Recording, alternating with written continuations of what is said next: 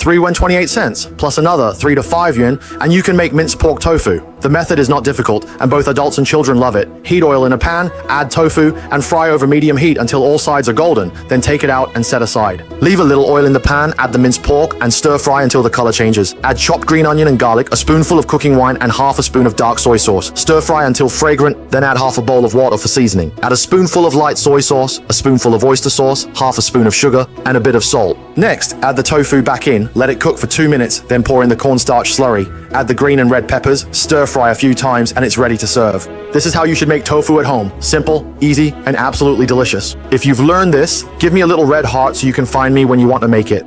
Thank you, everyone. Just go ahead and eat this dish. It's really tasty.